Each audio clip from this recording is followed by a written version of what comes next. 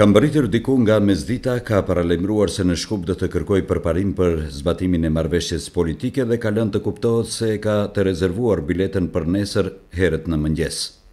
Bisedimet e komisionerit për zgjerim Johannes Hahn duket se kanë për të rezultuar me sukses. Në fakt, kjo është përshtypje e burimeve që kanë asistuar në takimet veçmas të zyrtarit nga Brukseli me të 4 krerët e partive kryesore, Gruevskin, Ahmetin, Zaevin e Thacin. Sidoqoftë, epilogu i misionit të zotit Hahn do të dihet sonte, për shkak se takimi i përbashkët është në zhvillim e sipër. Për çka biseduat tash konkretisht? A do të mbyllet gjithçka atë? Tani do mbaret në bisedime të gjashtë. Para kësaj, kreu i Bashkimit Demokratik për Integrim Ali Ahmeti ka takuar ambasadorin amerikan në Shkup Jess Bailey. Në njoftimin e BDI-s pranohet se zhvillimet e fundit kanë qenë kryefjala e bisedimeve.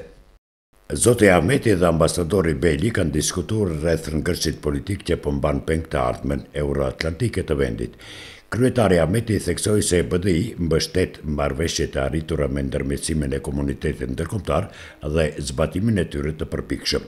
Ai gjithashtu shprehu bindjen se Këshilli i Prokurorëve do të tejkalojë pengesat në drejtim të vendosjes së zyrës së prokurorës speciale dhe do të mundësojë punën e papenguar të këtij institucioni.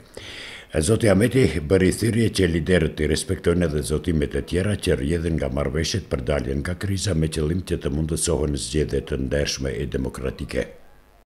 Ndërkohë, eksperti ndërkombëtar belgu Pieter van Hooijten ka konfirmuar se për arritjen e zgjidhjeve të gjithpranueshme, sikurse është shprehur ai, po punohet ditë e natë. Po punojmë çdo ditë që të arrijmë përparime. Mund të them se edhe natën punojmë. Duhet patjetër të bëjmë përparime në këtë vend, ka deklaruar Van Hooijten. Çështjet që pritet të sheshohen në takimin e sonte lidhen me zvarritjen e zgjedhjes së ekipit të prokurores speciale Katica Janeva, riformatimin e qeverisë me propozime nga LSDM-ja opozitare. Si duket, vështirësitë dhe përplasjet më të mëdha do të përqendrohen tek numri 1 i Ministrisë së Punëve të Brendshme, i cili do të jetë nga radhët e LSDM-s, por edhe për sa i përket përkufizimit të ligjit mbi përgjimet.